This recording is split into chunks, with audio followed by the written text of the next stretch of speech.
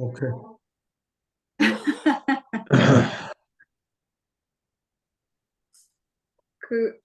그럼 어떻게 해? 어쨌거나 그럼 요약해서 앞부분 네. 요약해서 그냥. 그래, 그럼 출애굽기, 레위기, 그다음에 민수기로 이어지는 이 장면은 지금도 여전히 시내산 기슭에서 아직 가나안 땅으로 출발하기 전이에요. 그래서 그 출발하기 전인 2월 20일 전에 인구 조사를 하는 게 민수기. 그래서 백성들의 수를 세웠다. 그래서 두 번의 인구 조사를 하게 되는데 그 두 번의 인구 조사가 1장과 26장에서 나오고 26장의 인구 조사는 요단강을 건너기 전에 가나안 땅으로 들어가기 전에, 그러니까 한 38년 후에 다시 한번 2차 인구 조사를 하게 됩니다. 여보, 거기 그 불빛이 눈에 부시는데 기울어지니까 그 얼굴로 대신해요, 그럼. 그래서 이 민수기는 사실 그 출애굽기와 이어지는 책이라고 할 수 있어요.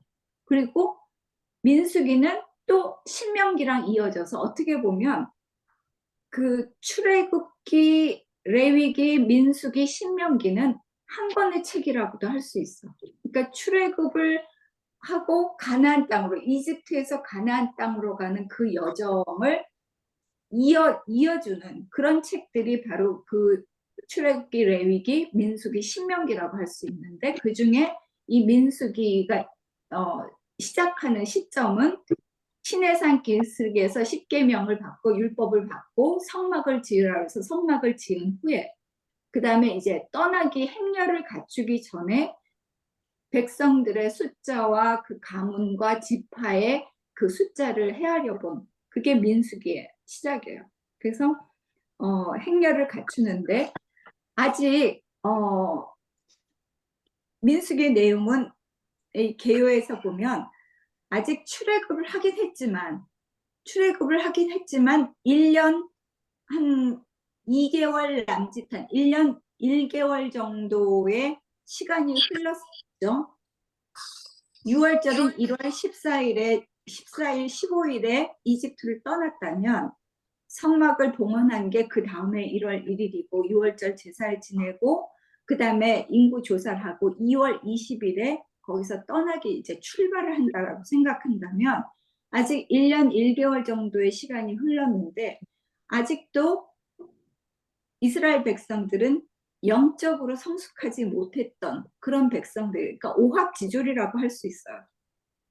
그리고 그 오합지졸이 이제 신에 사는 시나이 반도 남쪽 끝에 있다 그러면 거기에서부터 가데스 바네아라는 신광야와 바란 광야 그 북쪽에 있는 가데스라는 지역에 도착을 하는 거는 얼마 많이 안 걸려. 그러니까 신명기나 뭐 어디 그런데 그런 기록이 하나 나오는데 11일 만에 도착했다라고 얘기할 만큼 거기가 그렇게 오래 걸리지 않는 거리였어. 그런데 거기에 도착해서 그 가나안 땅을 탐지하기 위해서 몇 명을 이 대표를 보내지? 정탐꾼을 보내는데 12명. 각 지파마다 한 명씩 12명의 정탐꾼을 보내서 40일 동안에 그 가나안 땅을 정탐을 하는데 돌아와서 보고를 어떻게 하죠? 10명은 1명은 무섭다고 하고 2명은 가자고 하고. 그렇죠. 그러니까 여호수아와 갈렙은 그 땅을 하나님께서 주신다면 우리가 너끈히, 물론 그 땅이 두렵고 크고 무서운 부족들이 많이 살고 있지만 우리는 얼마든지 하나님께서 우리에게 주신 그 약속을 믿고 그 땅을 우리 땅으로 만들 수 있다라고 한 사람은 두 명이었지만 10명은 그 정탐꾼이 도저히 그 땅에 우린 들어갈 수가 없다라고 얘기하니까 하나님께서 이 믿음이 없는 세대여 하고서는 그 다음에 거기에 대한 징벌로 40년 동안을 광야에서 방황하게 봅니다. 그래서 어떻게 보면 그 방황의 그 시간들이 이 민수기에 있는 거죠. 민수기에 있는 그 내용들이 방황하는 40년의 역사가 민수기에 들어있는데 이들은 하나님은 그들이 그 시간들을 거치는 동안 정말 강력한 어떤 영성을 지닌 여호와의 군대가 되기를 기대했지만 그들은 그냥 그 200만 명의 졸개들에 불과하는, 그래서 어떻게 보면 민수기는 성공의 역사라기보다는 실패의 역사에, 거듭된 실패의 역사서라고 할 수 있습니다.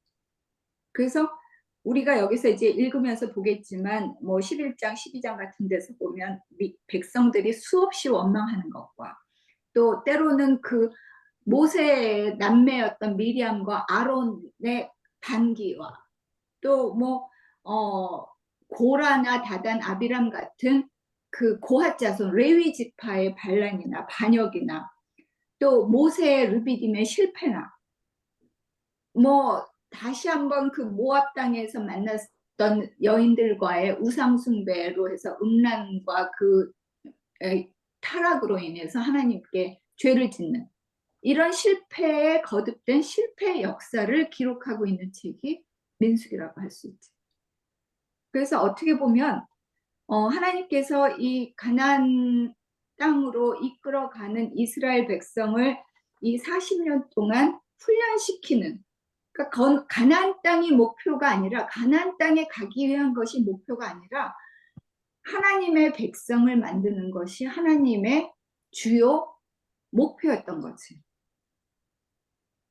그래서 어떻게 보면은 하나님을 바로 알고 또 정말 신앙인으로서 거듭날 수 있느냐 하는 훈련을 거치는 게 40년의 광야 생활이었다면, 오늘날 우리에게도 민수기는 우리가 살아가는 인생길을 광야의 길이라고 한다면, 우리가 이 살아가는 동안 진실로 하나님을 믿고 의지하며 그 하나님의 말씀 앞에서 얼마나 순종할 수 있느냐라는 질문을 똑같이 던지고 있는 그런 책이고, 또 우리가 그런 질문 앞에서 늘 실패할 때마다 어떻게 그것을 회복시키고 다시 치유하고 만지시고 고치시는가 하는 하나님의 역사를 우리가 배우는 책이 민수기라고 할 수 있어.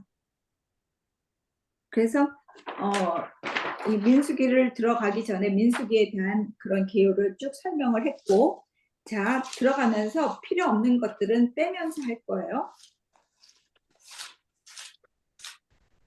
민수기 1장에 보면 1장 1절, 이스라엘 자손이 이집트 땅에서 나온 지 2년이 되던 해 둘째 달 초하루 2월 1일이야 시내 광야의 회막에서 모세에게 말씀하셨어. 자, 가문별 가족별로 20살이 넘어 군대 입대할 수 있는 남자들을 세어라. 이렇게 세서 센 숫자가 모두 몇 명이야? 60만. 그렇지? 60만 3,550명. 46절에 보면 등록된 이들이 모두 60만 3,550명이라고 돼 있어. 그런데 여기서 빠진 사람은 누구야? 레위 지파. 레위 지파는 그들과 함께 등록되지 않았어. 레위 지파는 22,000명인가 22,200명인가 그래. 나중에 그 나오지 레위 지파에 대해서는. 그런데 레위 지파는 이 행렬에서 따로 빠지게 돼 있어. 그 60만 명이면 이 어림잡아서 60만이면 거기에 딸린 남자 수만 그 60만이면 거기에 딸린 가족들을 합하면 거의 근 200만 명의 그 민족의 대이동이 시작이 된 거지. 그래서 여기가 보면은 뭐 각 저기 하는데 그것을 대표를 세우라고 해서 12명의 대표들이 세우는데, 그 대표들은 어떻게 했냐면 하나님이 임명한 게 아니라 16절에 보면 회중이 추대하여 조상 때부터 내려온 각 지파의 지도자가 된 사람들이다. 이들을 바로 부대의 지휘관으로 삼으셨어.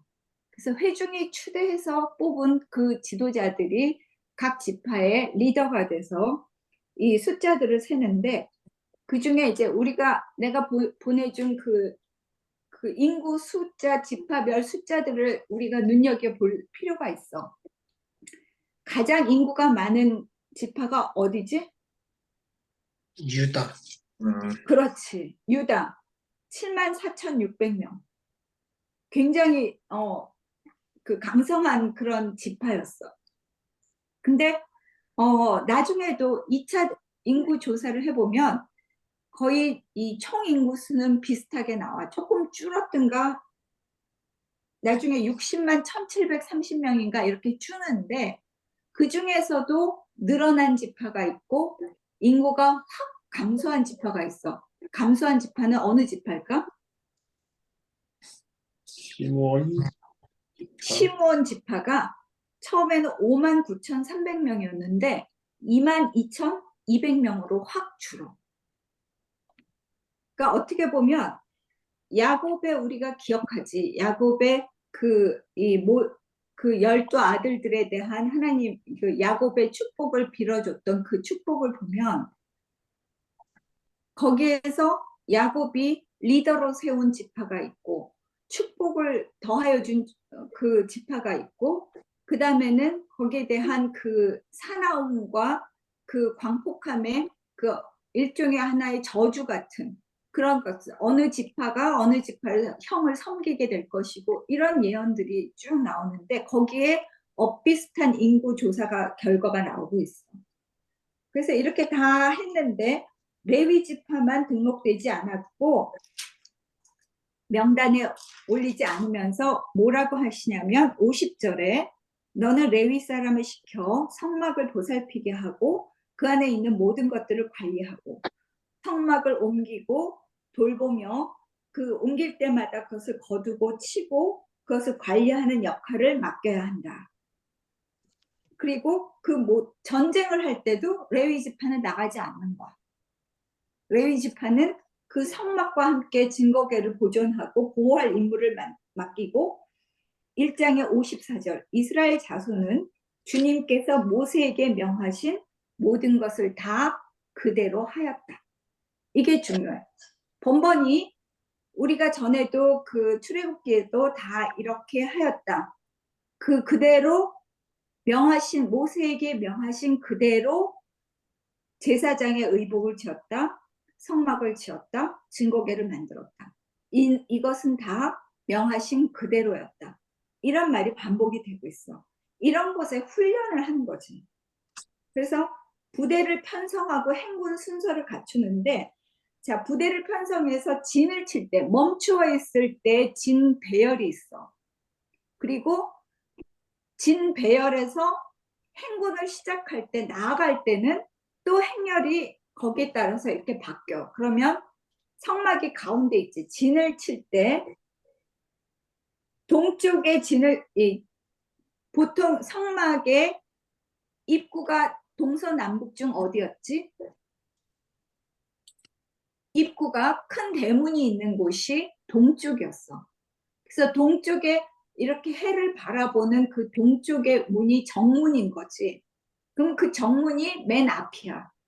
그래서 2장 3절에 보면 동쪽, 곧 해 뜨는 쪽에 진을 칠 부대는 유다 진영이야. 그 유다 진영에는 유다와 누가 들어가? 지파가 세 지파씩 나눠. 유다, 이사갈, 스불론.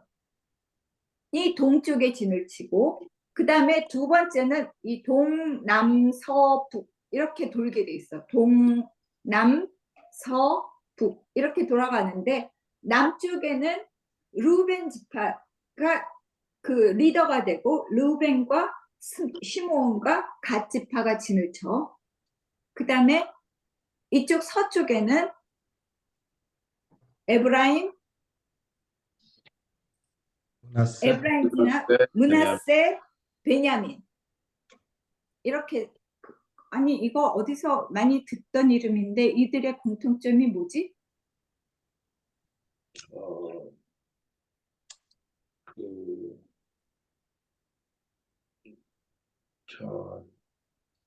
자, 에브라임과 므낫세의 아버지가 누구야? 요셉. 그 손자인데 요셉. 거기다가 요셉이고 갑자기 야곱의 아들. 야곱의 아내였던 라헬의 자손이 라헬이 낳은 아들들이 요셉과 베냐민이었고 요셉의 아들이 에브라임과 므낫세였잖아. 그 라헬의 자식들이 그쪽 서쪽 진영에 있어. 그리고 북쪽에는 나머지 단지파 아셀, 납달리가 그 세 지파가 이렇게 동, 남, 서, 북 이렇게 있다가 진을 치고 있다가 행군을 시작하면 맨 앞쪽이 동쪽부터 시작을 해. 그래서 동쪽, 남쪽, 서쪽, 북쪽이 맨 끝으로. 그랬다가 다시 이렇게 그 진을 치게 되면 동서남북으로 있고. 그래서 지금 맨 화면 앞이 공유하는 거 보이시나요? 안 네. 보이는데요? 아, 여기 어떨 땐 보이고 지금은 하얀. 거예요. 아, 그래? 음.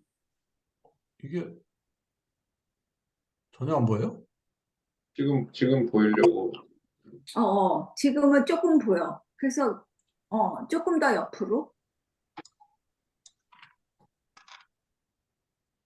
그래서 그 내가 보내준 사진들은 봤지? 네. 그래서 그런 식으로 진을 치고 2장 34절에 보면 이스라엘 자손은 주님께서 모세에게 명하신 대로 다 하였다. 그리하여 그들은 가문별 가족별로 깃발 아래 진도 치고 행군도 하였다. 그리고 그 다음에 3장에 보면 그 아론의 아들들이 있는데 네 아들 이름이 뭐야? 나답, 아비후, 엘르아살, 이다말. 그렇지. 나답과 아비후와 엘르아살과 이다말이야. 그런데 나답과 아비후는 우리가 출애굽 때 봤지? 신의 광야에서 자기 집 향로를 갖다가 불을 들이다가 주님 앞에서 죽었어. 그 기억하지? 예. 그 향로는 절대로 하나님이 지정해 주신 성막의 기구로 그 향로를 불을 피워서 분향단에 가서 불을 붙여야 되는 건데 자기 집 향로를 들고 나갔어. 이 성경에 나와 있는 구절들로 보면은 그들은 그 전날까지 술을 마신 걸로 돼 있어. 그래서 포도주에 취해서 있다가 그날 아침에 그 향을 피워가지고 갈 거를 다른 향로로 들고 갔다가 그 자리에서 죽게 되는 거지. 그래서 나답과 아비후는 죽었기 때문에 엘르아살과 이다말리 제사장 일을 맡았고 그 레위 지파에는 그 고핫 자손이 있고 게르손 자손, 무라리 자손 세 자손이 있어. 세 아들들이 있었어. 그러니까 이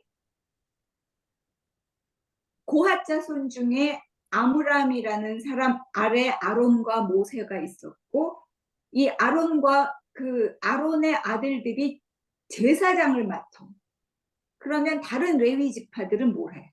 다른 그 사촌들, 육촌들, 팔촌들이 있을 거 아니야. 그들은 성막에서 일을 하는 거야.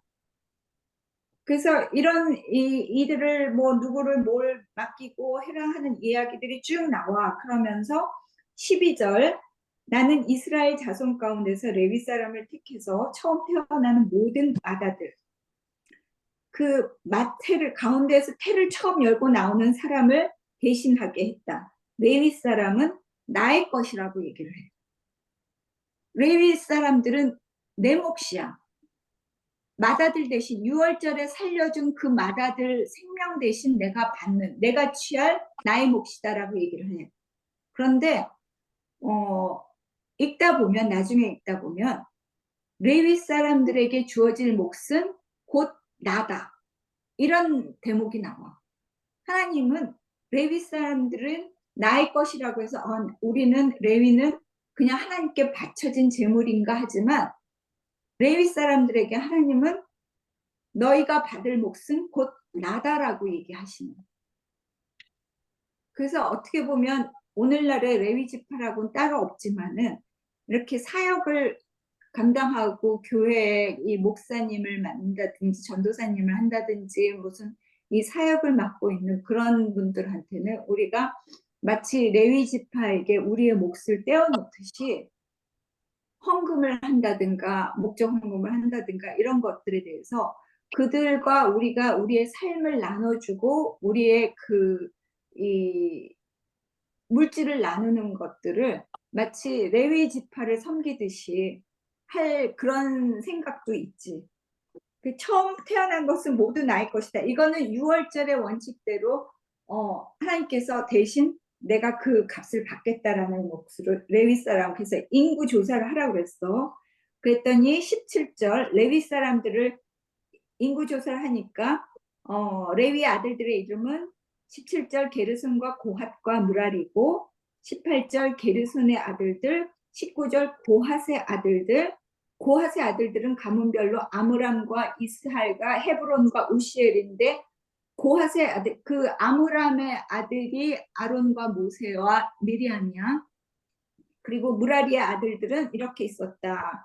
그런데 게르손 자손은 7,500명이고 게르손 자손들에게 맡긴 일은 뭐냐면 온갖 이 성막, 커튼 같은 거, 덮개 같은 거, 이불 같은 거, 담요 같은 거, 그런 거, 줄 같은 거, 이런 게 게르손 자손이 맡은 거야. 그래서 게르손 자손이 25절 회막에서 맡은 일은 성막과 장막과 덮개와 휘장과 뜰의 휘장과 어귀에 치는 휘장과 모든 것에 쓰이는 여러 가지 줄들을 맡은 게 게르손 자손이야. 고핫 자손에게는 아므람 자손과 뭐 이렇게 했는데, 자, 레위 지파는 아까 참 여기 빠졌는지 모르지만 다른 데는 군대에 갈 수 있는 연령 20대 이상의 남자들을 셌다면 레위 지파의 숫자는 뭘로 셌어? 1살 이상. 한 그렇지. 달. 태어난 지 한 달이 넘은 남자들을 모두 등록시킨 거야. 그래서 그 레위 지파는 숫자도 되게 적어. 다른 데는 막 그 아까 유다 지파는 7만 명, 저 시므온도 5만 몇천 명 이랬는데 태어난 지 한 달 이상의 남자들을 다 등록을 시켰는데도 불구하고 레위 지파는 2만 2천 명밖에 되지 않아. 근데 어쨌건 이들이 이 고핫 자손에게는 성소의 일을 맡겨. 그 성막 안에 있는 성소 있잖아. 성소 안에도 지성소가 있고, 그러니까 우리가 분향단, 등잔대, 떡, 진설병, 언약궤를 얻는 그 성소를 맡게 돼. 가장 중요한 일을 맡은 거지, 고핫 자손이. 고핫 자손이 굉장히 중요한 일을 맡은 거야. 그들의 임무는 법궤와 상과 등잔대, 제단들과 모든 예식들을 보살피는 거고, 그 다음에 레위 사람의 최고 원로는 엘르아살이야. 아론의 아들, 이제 나답과 아비후는 죽었으니까 셋째 아들인 엘르아살이 최고야. 그래서 아론의 후계자가 되는 게 엘르아살인데 엘르아살이 그 성소의 일들을 보살피는 리더가 됐어. 그 다음에 오늘 내가 12시부터 5시까지 너무 많은 이야기들을 하고 왔더니 목이 좀 안 좋아서 얘기를 하지 말고 쉬었어야 되는데 33절 보면 무라리 자손들은 뭘 맡았어? 제일 무거운 것들을 맡았어. 널판지와 기둥들, 그러니까 성막을 세우고 성소에 그것들 기둥들을 세우고 받침대를 세우고 이 울타리를 치는 제일 무거운 기구들을 맡았어. 그리고 이 게르손 자손과 무라리가 맡은 약간 덜 중요한 기구들을 그 총괄하는 책임자는 엘라살의 동생 이다말. 그러니까 중요한 성소와 관련된 건 중요한 것들은 윗사람이 맡고 좀 부속적인 일들은 이 밑에 사람이 맡은 거야. 그래서 모두 숫자를 세웠더니 22,000명. 그런데 40절에 보면 또 그렇게 얘기를 해. 나는 주다 41절. 너는 이스라엘 자손의 모든 맏아들 대신 레위 사람을 구별하여 세우고 나의 몫으로 삼아라. 그래서 그 모세는 주님께서 그것들을 명하신 대로 주님께서 자기에게 명하신 대로 다 세웠더니 22,000 태어난 지 한 달이 넘은 이들로 명단. 이거는 이거야. 레위 사람들을 세웠더니 22,000명이야. 그런데 그냥 백성들 사이에서 모든 마다들이 몇 명이냐 하고 세라고 했어. 그랬더니 숫자가 22,273명이야. 레위 사람들은 22,000명이고, 그러면 모든 마다들 대신 레위 사람을 내 것으로 삼았다 했는데 하나님이 손해보는 게 몇 명이야? 273명. 273명이 모자라는 거지. 그때 뭐라 그래? 하나님께서. 그 모자라는 몫은 돈으로 내라고 그러셔. 273명. 그 모든 마다들의 생명은 내 것과 같은데 그것을 레위 사람들로 바꿔서 내가 내 몫으로 할 거니까. 그런데 세 보니까 273명이 모자라. 그러니까 46절 레위 사람보다 이스라엘 자손의 마다들이 273명이 더 많으므로 나머지 사람은 그 수만큼 속전 곧 물어내는 값을 치러야 한다. 한 사람의 5세겔씩 물도록 해라. 그리고 이 돈은 아론과 그 아들들에게 주어서 나머지 사람을 물어내기 위해서 치른 속전으로 삼아라. 그래서 5세겔씩 내. 그래서 대충 계산을 해보면 열흘치 품삯 정도래. 열흘치. 하루에 10만 원씩 저기 하면은 한 사람 앞에 한 100만 원씩 그 속전을 받은 셈이 되는 거지. 그래서 51절 그것들을 다 273명 곱하기 5세겔을 하니까 1365세겔을 그대로 받았어. 모세는 이처럼 주님께서 명하신 대로 하였다. 이게 중요해. 뭐든지 명하신 대로 했어. 그 다음에 4장에 보면 고핫 자손의 성소를 맡은 고핫 자손, 그 다음에 천과 해막과 이 덮개와 휘장과 줄과 이런 걸 맡은 이 게르손 자손의 임무, 그 다음에 무라리 자손 성막 널판지 기둥 밑받침 말뚝 줄들 이런 것들을 맡은 무라리 자손의 임무들을 4장에 쭉 얘기를 하지. 뭐 이런 것들은 별로 중요한 거 아니니까 이렇게 해서 짐을 운반할 사람들 다 세고 뭐 이렇게 해서 다 셌어. 그래서 주님께서 49절 보면 4장 49절 주님께서 모세를 시켜 말씀하신 대로 모든 일들을 맡겼고 주님께서 명하신 대로 그들을 등록시켰다 하는 말로 4장이 끝나. 그리고 5장부터 계속 다시 한번 정비, 뭘 정비하냐면 지금까지 알려줬던 규례들을 다시 한번 재정비해. 그래서 부정한 사람, 간통한 여자, 뭐 이런 것들 쭉 얘기를 하는데 그 중에 하나 6장에 보면 나실 사람 규율이라는 게 있어. 나실인이라고 부르는 말이 있어. 나실 사람. 나실인은 뭐냐면 하나님 앞에 내가 서원을 하고 맹세를 하고 하나님 내가 당신 앞에 내 인생을 어느 정도 바치겠습니다 하고 서원을 하는 기간이 있어. 하나님 내가 예를 들어서 뭐 저기 불교에서 보면은 무슨 49일 기도 뭐 백중 기도 뭐 이런 거 있잖아. 뭐 그런 것처럼 맹세를 하고 하나님 앞에 가서 봉사를 해. 하나님 앞에 성소에 가서 일을 하든지 뭐 그 맹세를 하고 하나님 앞에 내 삶을 드리는 게 나실인이야. 그런데 이 나실인의 그러면 일시적으로 할 수도 있고 평생을 할 수도 있는 거야. 자기가.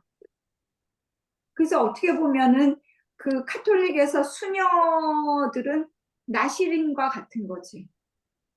수녀나 그 사제들은 자기가 선택해서 그 길을 가겠다고 서원하고 결혼도 안 하고 평생 그 수도원의 규율을 맞춰서 사는 그런 나실인의 삶을 사는 그런 게 있는데 나실인의 규율은 뭐냐면 1번 포도와 관련된 거는 삼가해야 돼. 포도주와 독한 술을 삼가해야 되고 포도즙도 마시지 못하고 날 것이든 마른 것이든 포도도 먹어서는 안 돼. 건포도도 먹어서는 안 돼. 그래서 4절 나실 사람으로 헌신하는 그 기간에는 포도나무에서 난 것은 어떤 것도 씨나 껍질조차도 먹어서는 안 된다. 이게 원칙 1이야. 그리고 두 번째는 머리털을 자르지 말고 그대로 길러야 해. 머리털에 칼을 대면 안 돼. 그리고 세 번째 조건은 모든 기간 동안 주검을 만지면 안 돼. 죽은 사람 가까이 가서도 안 되고 가족이 죽었어도 주검에 가까이에서 몸을 부정하게 만들면 안 돼. 그 모든 기간, 나실 사람으로 헌신하겠다고 서원한 그 모든 기간에는 그는 나 주에게 거룩하게 구별된 사람이야. 그 다음에 헌신하기로 다 작정한 기간이 다 찼으면 끝날 때 번제와 속죄제와 화목제물, 곡식제물, 속죄를 바치고 속죄제물과 번제물로 다 바치는 그런 저기를 다 거친 다음에 18절 머리털을 자기가 바친 그 머리털을 잘라. 그동안 길렀던 그 머리털을 잘라서 그 머리털을 화목제물 밑에 타고 있는 부위에 얹어 태운다. 그래서 이런 그 다음에는 이런 절차가 다 끝난 다음에 나시리는 포도주를 다시 마셔도 된다 하는 규정을 쭉 했어. 우리가 알고 있는 가장 유명한 나시리는 누구일까?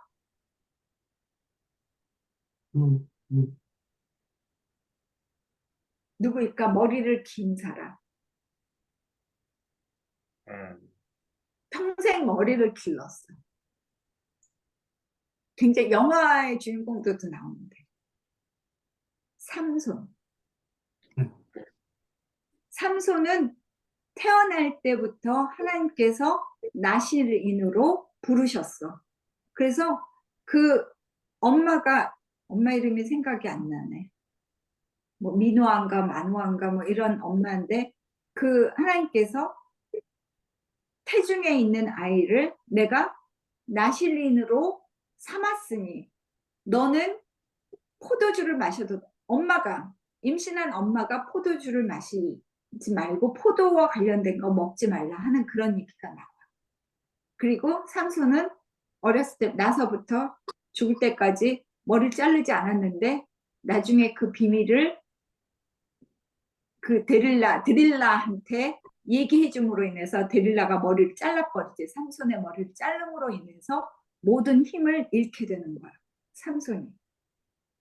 근데 어쨌건 그런 나실 사람의 규정이 있었고 22절 보면 주님께서 6장 22절이야. 모세에게 말씀하셨다. 너는 아론과 그 아들들에게 말하여 주라. 그들이 이스라엘 자손에게 복을 빌 때 다음과 같이 빌라고 해라.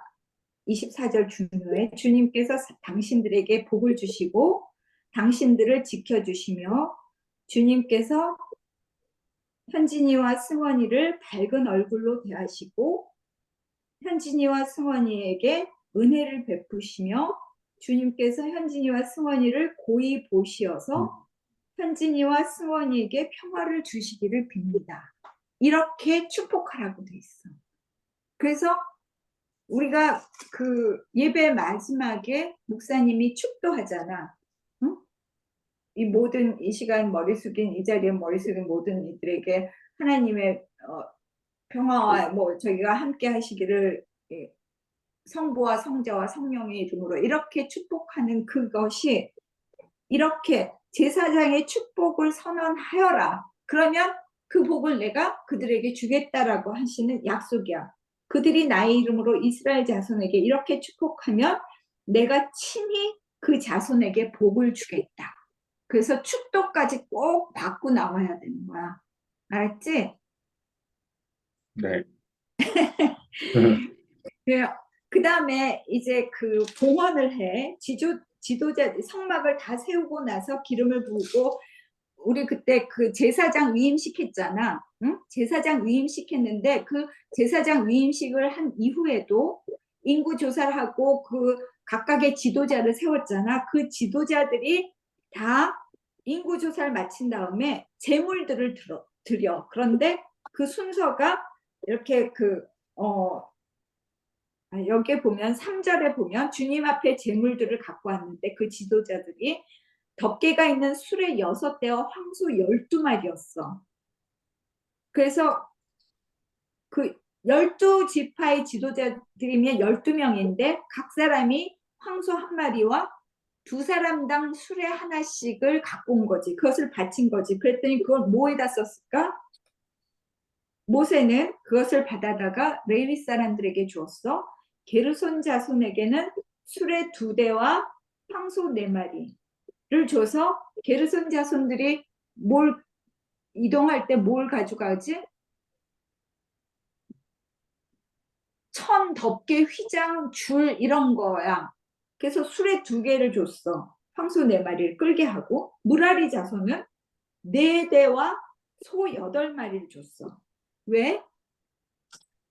제일 무거운 걸 날라야 되니까. 널판지, 기둥, 받침대 이런 거. 그래서 그렇게 했는데 고핫 자손에게는 9절 그들이 맡은 거룩한 임무가 어깨로 메고 다니는 일이었으므로 수레도 황소도 주지 않았다.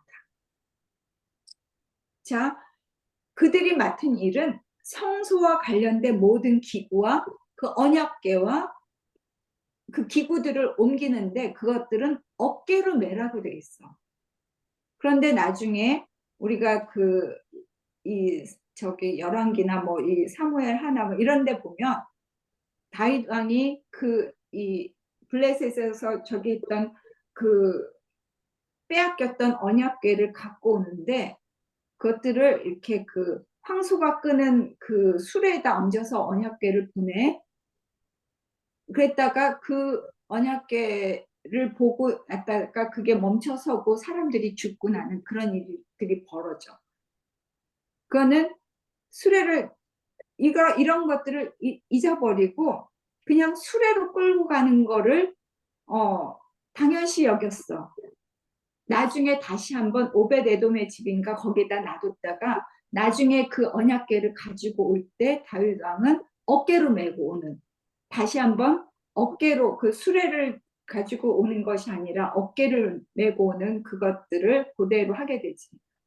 그래서 고핫 자손에게 맡겨진 그것들은 하나님께서 어깨로 메고 오기 때문에 수레도 황소도 주지 않았다.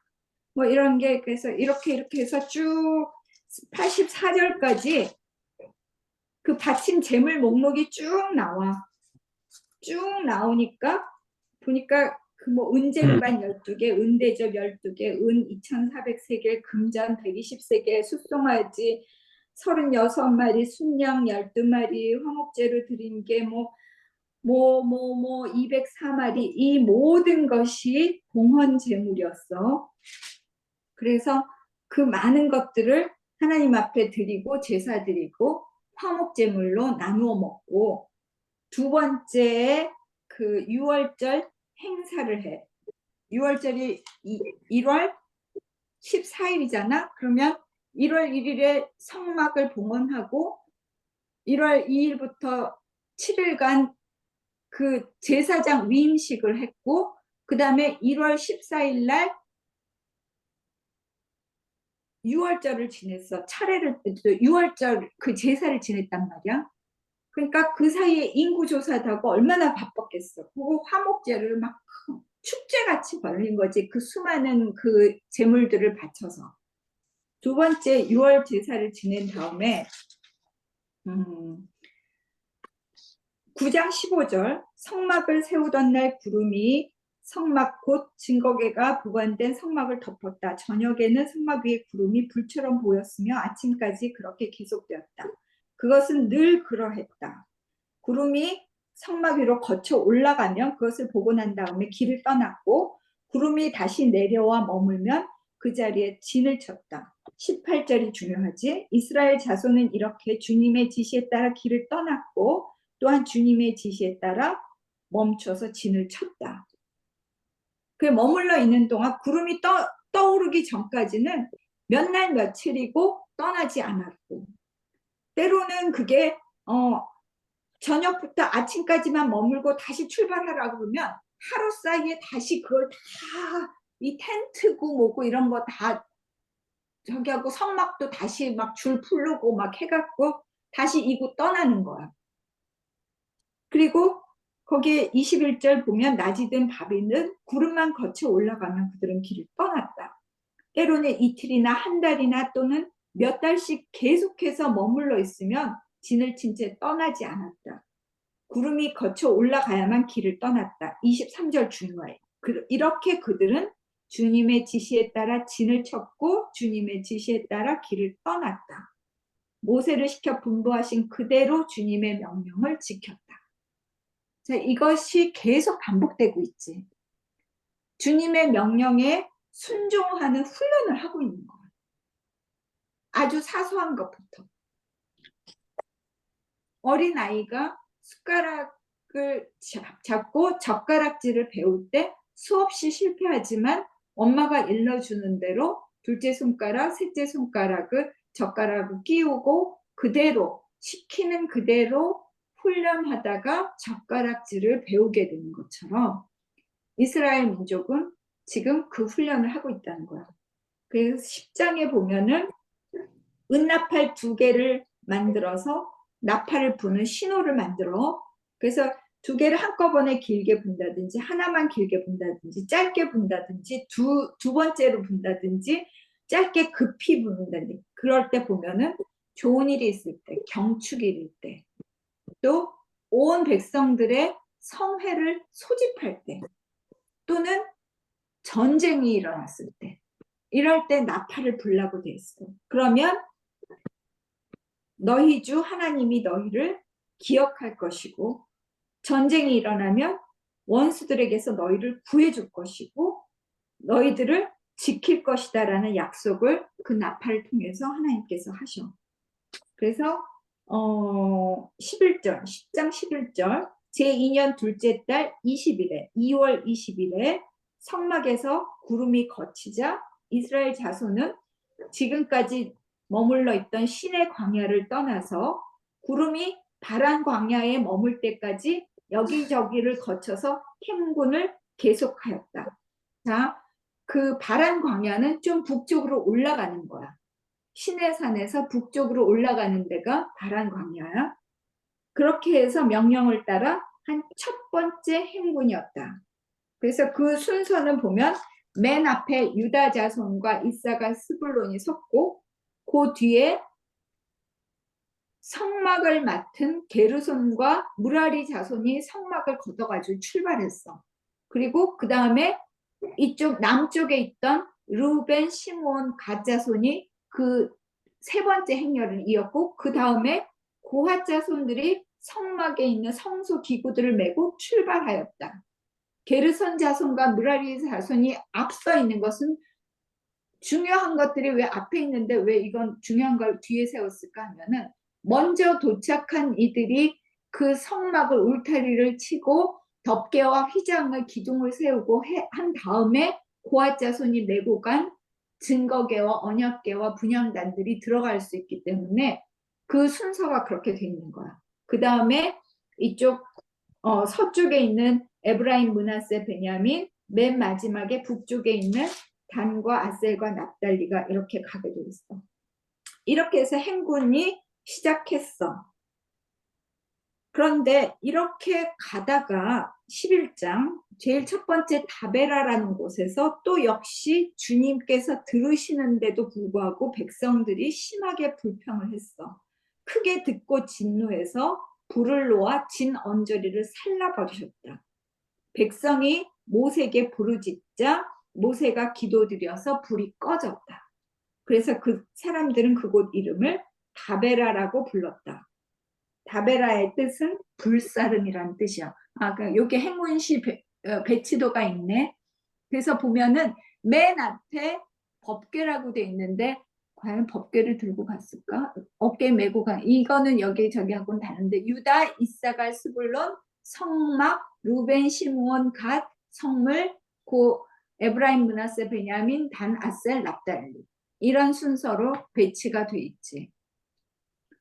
그건 됐고 이제 다베라라는 데서 있는데 그런 또 한 번 11장에는 또 한 번 불평이 나와. 그런데 거긴 뭐라고 돼 있냐면 4절 이스라엘 자손 가운데 섞여 살던 무리들이 먹을 것 때문에 탐욕을 품으니 이스라엘 자손들까지도 다시 한번 불평했어.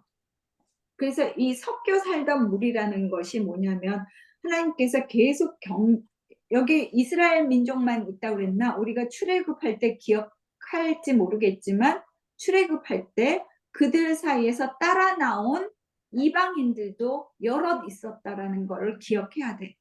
이방인들도 우리가 거기에 이집트에 끌려와 있던 노예들은 각종 국가에서 끌려와 있던 노예들도 많이 있었을 테고 전쟁으로 노예가 된 사람도 있었을 테고 아니면 거기에 와서 정착하고 있었던 어떤 그런 이방 민족도 있었지만 그들이 다 같이 따라 나온 사람들도 있었어. 그 섞여 살던 무리들이 불평을 시작하자 이스라엘 사람들도 따라서 불평을 하게 된 거야. 누가 우리에게 고기를 먹여줄까? 생선을 공짜로 먹던 것이 기억에 생생한데라고. 공짜, 노예이지만 공짜로 먹었던 것이 너무 좋았던 거야. 노예 근성이지.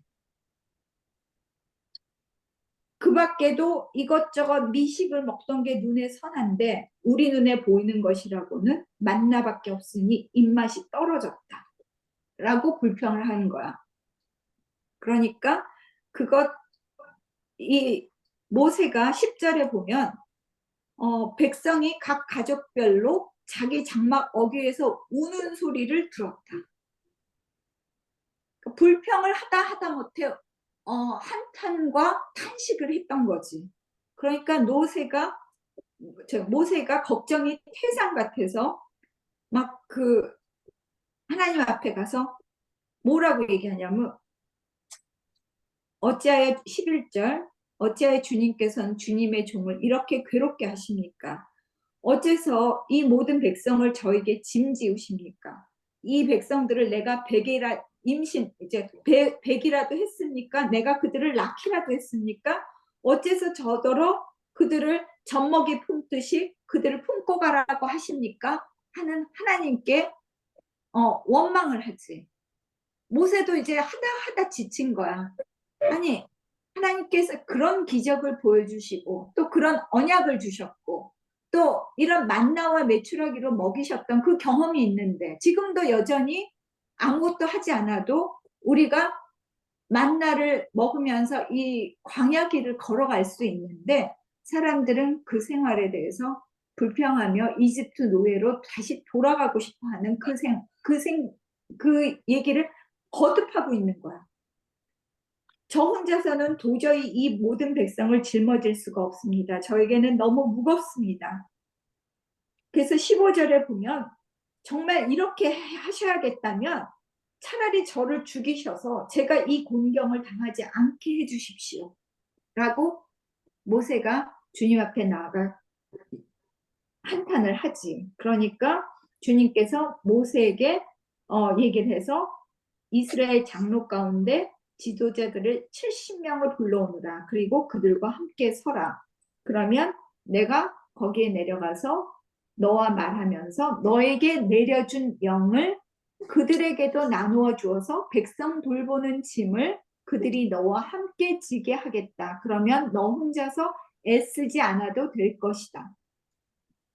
모세의 탄원을 듣고 하나님께서 내려준 처방은 뭐냐면 지도자 70명을 데리고 와서 내 영을 그들에게도 나눠주겠다. 그러니 너의 짐을 좀 덜어주겠다라는 그런 얘기를 하신 거지. 두 가지 이야기가 지금 왔다 갔다 믹스가 돼 있어. 그래서 그렇게 하겠다라고 하면서 그 다음에 백성들에게는 이렇게 말하라 하는 거야. 내일을 내가 너희에게 고기를 먹게 할 것이다. 하루만 먹고 그치는 것이 아니고 이틀도 아니고 닷새도 아니고 열흘도 아니고 20날도 아니다. 한 달 내내 냄새만 맡아도 먹기 싫을 때까지 줄곧 그것을 먹게 될 것이다. 그러면서 너희가 내 앞에서 왜 우리가 이집트를 떠났던가 하고 후회했기 때문이다. 자, 이거는 축복을 해주겠다는 뜻인가 벌을 주겠다는 뜻일까? 한 달 내내 내가 좋아? 네가 그렇게 울고 불고 했어? 후회했어? 좋아. 내가 너한테 배 터지도록 먹게 해줄게 라고 얘기하신 거야. 그랬더니 모세가 오히려 되물어. 지금 보행자만 60만 명이에요. 근데 이들을 한 달 내내 먹게 하겠다니 지금 바다에 있는 모든 고기를 잡아온들 그들이 만족할 수 있을 만큼 그게 되겠습니까? 하고 하나님을 의심해. 그러니까 23절 주님께서 모세에게 대답하셨다. 나의 손이 짧아지기라도 했느냐? 이제 너는 내가 말한 것이 진짜 이루어지는지 아닌지를 보게 될 것이다. 하고 하나님께서 보여주는 거예요. 하나님의 기적과 하나님의 권능과 하나님의 역사를 눈으로 보여주겠다라는 거야. 그래서 24절 두 가지 이야기가 지금 믹스도 있지. 아까 70인 장로들을 부르라고 그랬잖아. 24절 그것들을 다 불러서 얘기하고 백성들에게 전달하고 장로들 70명을 불러서 장막 앞에 둘러 세웠더니 25절 구름에 휩싸여 내려오셔서 주님이 내려왔었어. 그리고 모세와 더불어 말씀하시고 모세에게 내린 영을 그 70인명에게 내린 거야. 그러자 그들이 예언을 하기 시작한 거야. 이들은 처음이자 마지막이다. 그들은 다시는 예언하지 않았다. 하나님께서 예언하는 능력을 막 함부로 남발하시는 분이 아니야. 왜냐하면 그런 예언이 우리에게 필요 없기 때문이야. 그런데 지금 오늘날에도 예언을 한다는 사람들이 여기저기 있어. 그들을 조심해야 되는 거야. 그런데 두 남자가 진 안에 남아 있어서 그 회막 어기로 나오지 않고 그냥 자기 집에 남아 있었던 거야. 하나는 엘다시고 메다시였는데 그들은 명단 안에 있는 지도자였지만 장막으로 올라가지 않았어. 그런데도 불구하고 하나님의 영이 그들 위로 내려와 머물자 그들도 예언하기 시작했다는 거야. 그러니까 한 소년이 모세에게 달려와 그들이 예언하고 있다고 알렸어. 그러니까 모세 보좌관인 여호수아가 화를 내면서 모세에게 말하는 거야. 아니 이런 일들이 여기 회막 어기에 오라고 했는데도 말을 듣지 않고 안 오더니 모세의 말을 듣지 않은 저 둘이 무슨 예언을 한다고 저 거짓말 아니야? 그럴 리가 없는데 하고 여호수아가 화를 낸 거지. 그러자 모세가 이렇게 말했다. 나는 오히려 주님께서 주님의 백성 모두에게 그의 영을 주셔서 그들 모두가 예언자가 되었으면 좋겠다. 이게 모세의 신앙이야. 나한테만 특별한 영을 내리셔서 내가 그런 하나님의 권위를 내가 지니고 그 권위를 사람들 앞에 보여주고 그것을 누리고자 하는 그 권위와 파워를 내가 누리고자 하는 그게 아니라 모세는 진정으로 그런 능력을 다른 사람도 모두 나눠 가져서 하나님의 영이 모두에게 내려서 그런 능력을 나눠 가졌더라면 이 짐을 나 혼자 지지 않았을 텐데 하는 그 심정이 있었던 거야. 모세는 사람들 가운데 하나님이 인정하는 온유한 사람이었어. 나중에 그런 제목이 나와. 그런데 어쨌건 그런 일들이 일어났어. 그런데 사람들은 모두 다 그들이 갑자기 멀쩡하던 우리 같은 사람들이었는데 갑자기 예언을 하는 걸 보고 깜짝 놀란 거지. 하나님의 뜻이면 우리가 어떤 것도 가능하게 되는 그 기적들을 다시 한번 보게 된 거야. 그런데 그 다음에 백성들의 그 불평했던 백성들은 어떻게 됐어? 주님께서 바람을 일으키자 바다 쪽에서 메추라기들이 몰려와서 진을 삥 둘러. 이스라엘 백성들이 진을 이렇게 동서남북을 치고 있잖아. 그런데 그 이쪽으로 하루길 될 만한 지역에 떨어뜨렸어. 하루길이라는 거는 걸어서 하루길 간다면 20km 간다고 보면 20km 있는데 쭉 둘러서 하루길 되는 데다가 그 메추라기들을 다 땅 위로 두 자쯤 한 자를 30cm로 치면 60cm요. 45cm를 치면 90cm야. 메추라기가 거기에 그렇게 쌓였어. 백성들이 일어나 바로 그날 온종일 밤새도록 온종일 메추라기를 모았는데 적게 모은 사람도 10호멜은 모았다. 그들은 그것들을 진 주변에 널어 놓았다. 왜 널어 놓았냐면 한꺼번에 다 먹을 수 없으니까 말려서 먹으려고. 육포로 만들어서 먹으려고 막 널어 놓은 거야. 그 너무 많으니까. 고기가 아직 그들의 이 사이에서 씹히기도 전에 주님께서 백성에게 크게 진노하셔서 백성을 극심한 재앙으로 치셨다. 바로 그곳을 사람들은 기브롯 핫다와라고 불렀다. 탐욕에 사로잡힌 백성을 거기에 묻었기 때문이다. 기브롯 핫다와야. 극심한 재앙이라는 거는 어떻게 보면 질병 같은 전염병 같은 거겠지. 그것을 먹었던 그 저희들이 다 전염병으로 죽었다든지. 그러니까 지금 계속 온갖 그 재앙들을 만나서 사람들이 죽어가고 있는 거야. 40년 동안 그 저기를 하면서 그 이 정탐을 해러 갔던 그 세대들을 다 죽여서 가나안 땅에 들어가지 못하게 하겠다 했던 그 하나님의 그것들이 이루어져 가고 있는 프로세싱 중이야. 그런데 12장 그들은 핫세롯이라는 곳에서 멈췄어. 행군을. 그래서 진을 치고 있는데 모세가 구스 여인을 데리고 왔는데 자 모세의 아내가 그 아버지를 따라서 미디안으로 돌아가 버렸지. 그 돌아가 버렸고 구스 여인을 데리고 왔는데 미리암과 아론은 모세가 그 이방 여인을 아내로 맞았다고 모세를 비방했어. 자, 비방한 것까진 좋았는데 2절 보면 주님께서 모세와만 말씀하셨느냐? 우리와도 말씀하시지 않았느냐? 그들이 이렇게 말하는 것을 주님께서 들으셨다. 이건 무슨 뜻이야? 2절.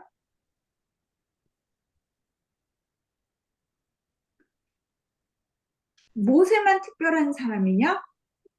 우리도 하나님의 그 음성을 들었고 하나님의 그 권능을 우리가 받았지 않느냐 하는 얘기야.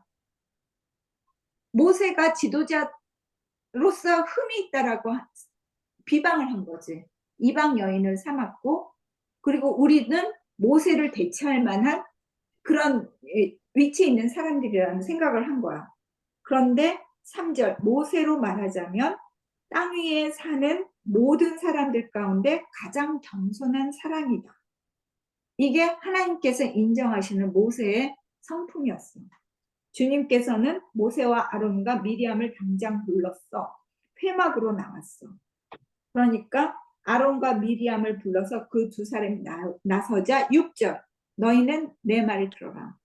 너희 가운데 만약 예언자가 있다면 나는 환상으로 그에게 알리고 그에게 꿈으로 말해준다.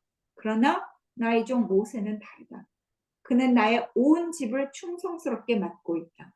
고하는 내가 얼굴을 마주 바라보고 말한다. 명백하게 말하고 모호하게 말하지 않는다. 그는 나 주의 모습까지도 볼 수 있다. 그런데 너희는 어찌하여 두려움 없이 나의 종 모세를 비방하느냐. 진노하시고 떠나가셨다. 그 다음에 미리암이 악성 피부병에 걸려서 완전히 나병 환자가 된 거야. 눈처럼 하얗게 되고.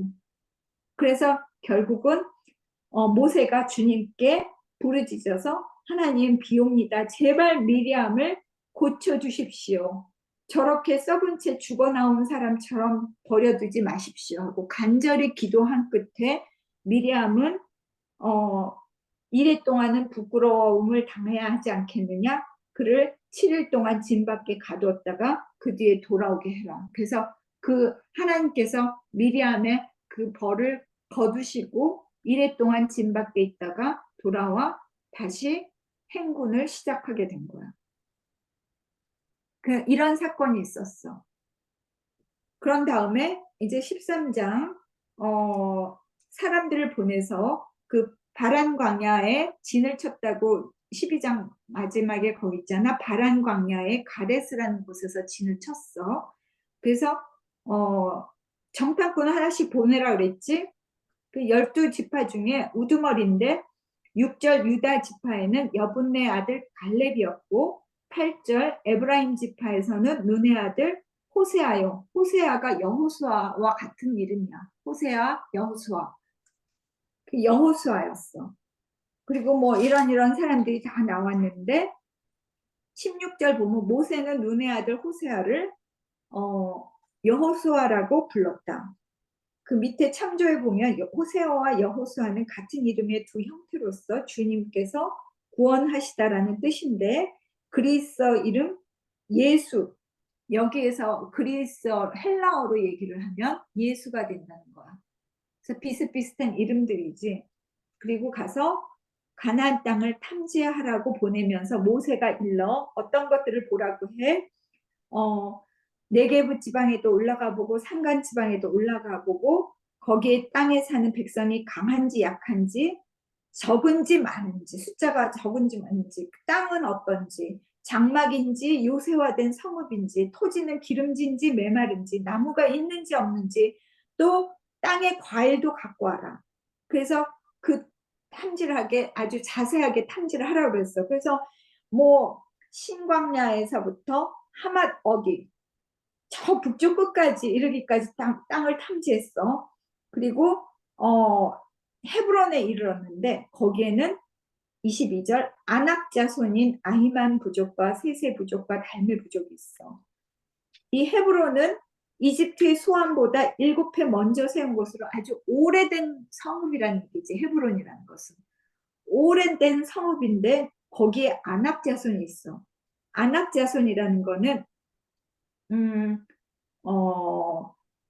33절 보면 네피림 자손을 보았는데 아낙 자손은 네피림의 한 분파다. 우리 네피림이라는 말 어디서 들어본 것 같지 않아? 창세기에 보면 하나님의 아들들과 사람의 딸들이 결혼해서 낳은 아들들이 네피림인데 그들은 기골이 장대하고 키가 어떻게 했고 그 네피림들이 이 나라를 세우고 했다는 그런 얘기들이 나와. 근데 그 아낙 자손은 그 네피림의 분파라는 거야.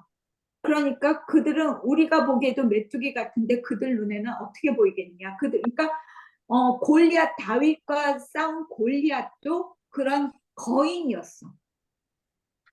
그러니까 그런 거인들이 있던 곳을 보고 온 거야. 그런데 그들은 에스골 골짜기 이르러서 포도 한 송이 달린 가지를 꺾어 왔는데 포도 한 송이를 갖고 오는데 어떻게 갖고 오냐면 23절에 보면 두 사람이 막대기 꿰어 둘러맬 정도로 그림에 옛날에 나 주일학교 다닐 때 보면 그런 그림 많이 나왔어.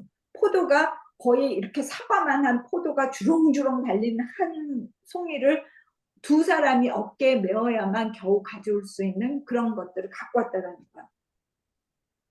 40일 동안 정탐을 하고 돌아왔는데 그 과일들을 보여주면서 그 땅은 정말 젖과 꿀이 흐르는 곳이었다고 얘기해요. 이게 바로 그 땅에서 난 과일입니다.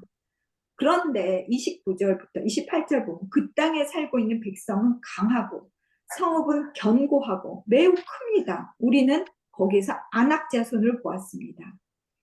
그리고 아말렉 사람들이 살고 있었고 헷과 여부스와 아모리 사람들이 살고 있었고 가나안 사람들이 있었고 이렇게 살고 있었습니다 하면서 갈렙은 뭐라고 얘기해? 모세 앞에서 올라갑시다. 올라가서 그 땅을 점령합시다. 우리는 그 땅을 점령할 수 있습니다라고 얘기했지만 다른 사람들은 우리는 도저히 그 백성들에게 쳐올라가지 못합니다. 그들은 우리보다 더 강합니다. 하면서 그 탐지했던 땅에 대한 나쁜 소문들을 퍼뜨렸어. 그러면서 우리는 도저히 거기에 들어갈 수 없는 땅으로 모세가 우리를 이끌어 왔다라는 얘기를 한 거지. 그러니까 14장 온 회중이 소리 높여 아우성치고 백성이 밤새도록 통곡하면서 원망하고 차라리 우리가 이집트 땅에서 죽었더라면 좋았을 걸. 차라리 광야에서 죽었더라면 더 좋았을 걸. 왜 우리를 이 땅까지 끌고 와서 칼 맞아 죽게 하는가. 차라리 이집트로 돌아가는 것이 좋겠다. 4절 그들은 서로 말하기를 우두머리를 세우자. 이제 모세 필요 없다 이거야. 우두머리를 세우고 이집트로 돌아가자라고 얘기를 해. 그러자 5절 모세와 아론은 얼굴을 땅에 대고 엎드려서 기도하지. 하나님의 진노하심을 두려워하는 거야. 여호수아와 갈렙은 슬픔에 겨워 옷을 찢으며 온 회중을 설득하고 다녔어. 그 땅은 매우 좋은 땅입니다. 8절 주님께서 우리를 사랑하신다면 그 땅으로 우리를 인도하실 것입니다. 젖과 꿀이 흐르는 그 땅을 우리에게 주실 것입니다. 여러분은 주님을 거역하지만 마십시오. 그 땅 백성을 두려워하지 마십시오. 그들은 우리의 밥입니다. 주님께서 우리와 함께 계시니 그들을 두려워하지 마십시오. 그러나 온 회중은 그 여호수아 갈렙을 돌로 쳐 죽이려고 하였다. 자, 다른 사람들은 무엇을 보았어? 그 땅에 사는 강한 백성, 견고한 성읍, 요새와 같은 철통 같은 방위력, 안압자손과 같은 거인들. 세상의 기준으로 볼 때 너무나도 두렵고 무서운 것들만 본 거야. 도저히 우리의 능력으로는 저들을 쳐들어가서 우리가 그 땅을 차지할 객관적인 능력이 안 된다라는 것을 알고 좌절하는데 여호수아와 갈렙은 무엇을 보았어? 그냥 막무가내로 그냥 우리가 이길 수 있다라고 생각하고 정보의 부재와 착각에 의해서 거기를 우리가 정복하러 가자 하고 나선 거야. 그들은 그런 눈앞에 보이는 세상적인 어떤 이 전력의 우위나 어떤 환경적인 여건의 어떤 우위나 이런 것을 본 것이 아니라 하나님을 보고 있는 거야. 여호수아와 갈렙은 주님께서 우리와 함께 계신다면 그들을 두려워할 수가 없다. 하나님께서 우리에게 주신 약속을 기억한다면 우리는 충분히 그 땅을 차지할 수 있다라는 믿음으로 그들은 나선 거야. 우리가 세상에서 살아가면서 세상의 여건이나 우리의 조건이나 어떤 그 눈앞에 가로막혀 있는 여러 가지 장벽들 때문에 좌절하고 포기할 때가 많이 있지. 그런데 그럴 때마다 우리가 세상의 기준이나 세상의 여건을 보기보다 정말 믿음으로 하나님께서 약속했던 것들, 하나님 앞에 우리가 정말 믿고 맡기고 기도하고 염원했던 것, 그런 것에 대한 것들을 하나님께서 주시리라는 어떤 믿음을 갖는다면 그 믿음이 그 모든 기준과 여건과 환경을 무너뜨릴 수 있다라는 게 이 성경의 증언이야. 그래서 나중에 여리고성을 쳐들어갈 때 무기를 들고 가서 싸우지 않았어. 여리고성을 어떻게 했어? 무기를 칼과 저기로 싸운 게 아니라 7바퀴를 돌면서 소리를 지르고 횃불을 들고 간 것밖에 없어. 그런데 이 성벽을 2겹으로 쌓던 그 견고한 여리고성이 무너졌어. 그리고 그 기생 라합의 그 정보를 통해서 문을 열어주고 했던 그래서 그 문으로 쳐들어갈 수 있었던 하나님의 방법은 사람의 인간이 생각하는 어떤 전략과 방책을 뛰어넘는 방법으로 하나님께서는 그것들을 꼭 보여주셔. 너희들의 힘이나 어떤 방법으로 승리하는 것이 아니라 내 뜻과 내 계획과 내 방법으로 승리한다. 그러니까 때로는 전쟁을 나갈 때 사람들을 불러 모을 때 돌려보내라고 그래. 너무 많다. 60만이 모였어. 30만 돌려보내라. 이 정도면 되겠습니까? 아니 더 보내라. 10만. 더 보내라. 그래서 몇백 명을 남기셔. 몇백 명을 갖다가 물을 먹는 걸 보고 어떻게 무릎을 꿇고 물을 마시냐? 그냥 서서 물을 마시냐 하는 거를 보고 무릎을 꿇은 자들을 집으로 보내라 그래. 그렇게 해서 아주 소수 병력을 가지고 많은 이 저기를 적군을 물리쳐. 하나님은 그렇게 승리를 거두시면서 사람들에게 알려주고 싶은 얘기가 있는 거야. 메시지가 뭐야? 이기고 지는 것은 나에게 달려있다. 너희가 싸우는 것이 아니라 내가 싸운다. 그것을 끊임없이 보여주고 있어. 그러니까 어쨌건 이들의 그 고백이 그랬어. 그런데 이 회중이 그렇게 돌로 쳐 죽이려고 하고 성난 이 저기들을 보니까 주님께서 내가 언제까지 이 백성이 나를 멸시할 거냐. 내가 지금까지 보여준 온갖 표적들이 있는데 언제까지 나를 믿지 않느냐. 내가 전염병으로 이들을 쳐서 없애고 너를 이들보다 더 큰 힘센 나라를 만들겠다. 모세만 건져내겠다라는 얘기를 또 하시는 거야. 그러니까 모세가 뭐라고 얘기해? 하나님 그러면 어쩌십니까? 온갖 이방 나라 백성들이 우리가 하나님께서 이끌어서 이집트에서 지금 나왔다라고 알고 있는데 여기에서 우리가 다 죽어버리면 다른 나라 사람들이 하나님을 어떻게 알겠습니까? 하고 얘기를 하지. 16절 그들의 주가 자기 백성에게 주기로 맹세한 땅을 그들을 데리고 갈 능력이 없어서 그들을 광야에서 죽였다라고 조롱할 것이다. 이렇게 얘기해. 그러니 주님께서는 제발 그 진노를 멈추시고 말씀하신 대로 주님의 권능을 나타내 보이시기를 바랍니다. 하고 얘기를 하니까 그리고 이집트를 떠날 때부터 이제까지 주님께서 이 백성을 용서하신 것처럼 이제 그 크신 사랑으로 백성의 죄를 용서하여 주시기 바랍니다. 했더니 주님께서 20절 너의 말대로 용서하겠다.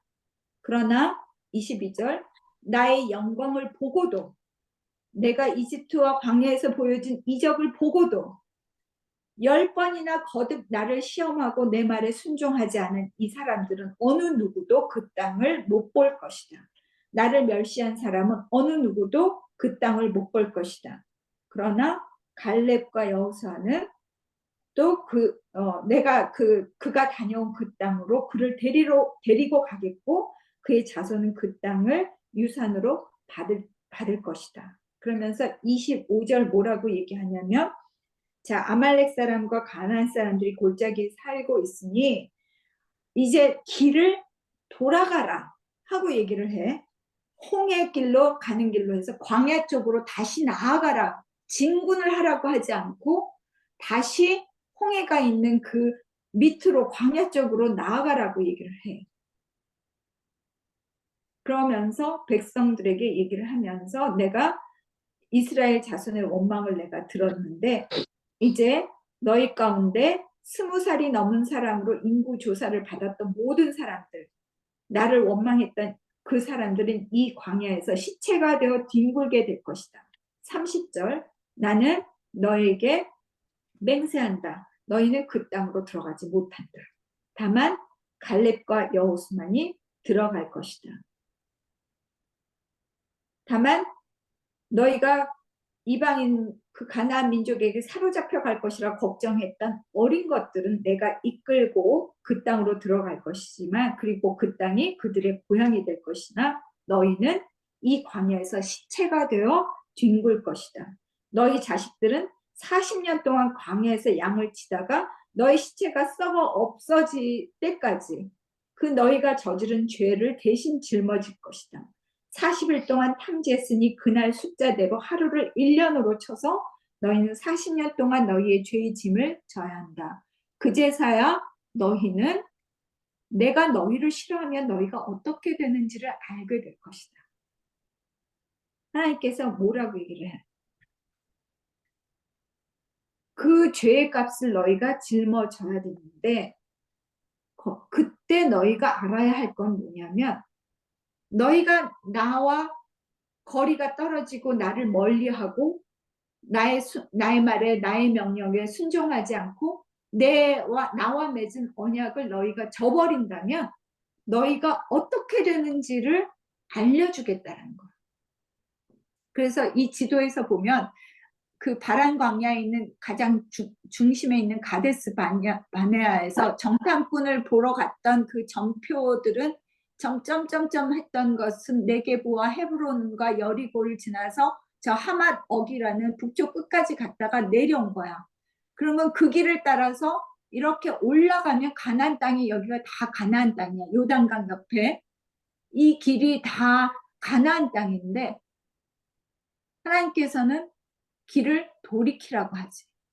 그래서 그 가데스 바네아에서 그 길로 올라가지 못하고 신광야라고 돼 있고 바란광야라고 하는 이 저기를 38년 동안 뺑뺑이를 돌게 되는 거야. 38년 동안 뺑뺑이를 돌다가 그 초록색으로 돼 있는 호르산에 올라가서 아론이 40년째 되는 날, 40년째 되던 해에 5월 달인가에 호르산에서 아론이 죽어. 그리고 이 에돔과 모압과 바산 이 지역을 정벌하면서 가나안 동쪽의 땅을 차지하고 이 모압 평원 이 사해에 있고 여기 그 야하스하고 모압이라고 있는 그 모압 평원에서 진을 치고 이제 모압 평지라고 돼 있잖아. 느보산 옆에 모압 평지. 그 모압 평지에서 진을 치고 요단강을 건너가 바로 강 건너 있는 여리고 맞은편에 진을 치게 되지. 그런데 그 느보산에서 모세는 죽어. 그래서 호르산은 아론이 죽은 때고 느보산은 모세가 죽은 산이야. 어쨌건 그렇게 48년, 38년, 그러니까 40년이라고 말씀을 했지만 여기서 보면 이집트에서 나온 지 40년을 다 헤아린 거고 사실 이 가데스 바네아에서 이 그 헤매인 횟수는 이미 1년 반이 지났기 때문에 한 38년을 헤매인 거지. 어쨌건 그렇게 돼. 그래서 너희들은 여기서 다 죽는다 하고 어쨌건 나중에 보면 돌아갈 때 그 가나안 땅에 들어갈 때 보면 여호수아와 갈렙만이 가나안 땅에 들어갈 수 있었어. 결국은 모세도 들어가지 못했던 거야. 그랬더니 그 얘기를 쭉 듣더니 백성들이 매우 슬퍼했어. 그러면서 40절 이제 뒤늦은 후회를 하고 백성들이 산꼭대기에 올라가 외쳤어. 주님께서 말씀하신 그곳으로 올라가자. 우리가 잘못했다. 하고 이제 다시 올라가면 안 돼요. 이렇게 된 거야. 그랬더니 모세가 말렸어. 어쩌자고 주님을 거역하려는 겁니까? 이 일은 결코 성공하지 못합니다. 올라가지 마십시오. 주님께서 그 가운데 계시지 않습니다. 당신들은 적들에게 패합니다. 라고 얘기했어. 왜? 하나님께서 아까 그 14장 25절에 보면 아말렉과 가나안을 피해서 홍해로 가는 길을 따라 광야 쪽으로 길을 돌리라고 했잖아. 그런데 이들은 뒤늦게 아니에요. 우리 지금 갈 거예요. 이렇게 나선 거야. 그러니까 모세가 이미 늦었다. 하나님께서 거기 계시지 않는다. 올라가지 말아라 하는데도 사람들은 말을 안 듣고 그들은 44절 생각하지도 않고 산꼭대기로 올라갔다. 그러나 주님의 언약궤와 모세는 움직이지 않았다. 그때 아말렉 사람과 가나안 사람들이 내려와서 그들을 무찌르고 호르마까지 그들을 추격했다. 다시 한번 또 한 번 실패한 거야. 가데스 바네아에서. 하나님이 거기에 계시지 않는데 사람들의 생각과 사람들의 의지로 일으킨 그 전쟁이 과연 성공할 수 있었느냐?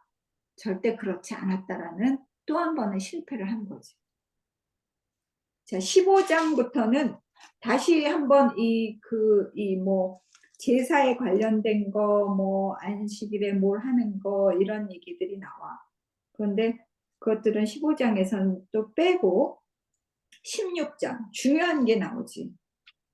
이스할의 아들 고라가. 자, 이스할의 아들 이스할은 그 고핫 자손의 아므람의 형제야. 이스할의 아들 고라가 반기를 들었다. 그러니까 고라는 아론과 모세와 사촌이나 오촌 관계에 있는 사람이야. 고라가 고핫의 손자이며 레위의 증손이며 엘리압의 아들인 다단과 아비람, 그리고 거기에 루벤 지파인 르우벤 손자며 벨렛의 아들인 온도 고라와 합세했어. 그들이 모세를 거역해서 일어나니 250명의 남자들이 합세했는데 그들은 회중 대표로 총회에서 뽑힌 이들이고 잘 알려진 사람들이야. 250명은 이들을 대표하는 리더들인 거야. 리더들이 와서 뭐라고 하냐면 당신들은 모세와 아론에게 대항해서 당신들은 분에 넘치는 일을 하고 있어. 온 회중 각자가 다 거룩하고 주님이 그 가운데 계시는데 어찌하여 당신들이 주님의 그 회중 백성들 가운데 군림하려 하오. 모세가 이 말을 듣고 땅에 엎드려 기도하고 나서 고라와 그 250명에게 얘기해. 내일 아침에 누가 하나님께 속한 사람이면 누가 거룩하며 누가 그 권위를 갖고 누가 하나님 앞에 가까이 나아갈 수 있는지를 하나님께 물어보자고 얘기를 해. 하나님께서 택하신 자만이 주님께 그 가까이 나오게 하실 겁니다. 그러니 향로를 갖고 나오라고 해. 향로들은 제사장 고유의 물건이야. 제사장들이 만약 하나님께 그 향을 드릴 수 있는 향로, 그러면 하나님께서 누굴 선택했는지를 알려주실 거라는 이 모세의 얘기지. 그래서 고라의 그 250명들이 자 그것들을 갖고 나오라고 얘기를 하면서 뭐라고 얘기냐면 7절 레위의 자손이라고 하는 당신들이야말로 분에 넘치는 일을 하고 있어. 고라에게 말했다. 당신들은 레위 자손들은 들으십시오.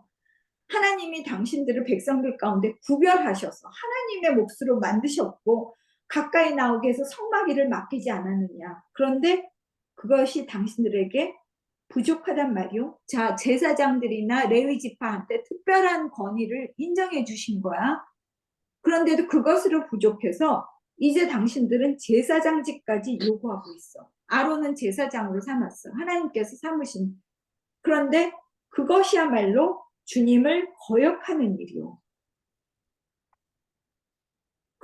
그러면서 얘기를 하는데도 불구하고 13절 그들은 뭐라고 하냐면 우리를 젖과 꿀이 흐르는 땅에서 이끌어내 이 광야에서 죽이는 것만으로도 부족하단 말이요.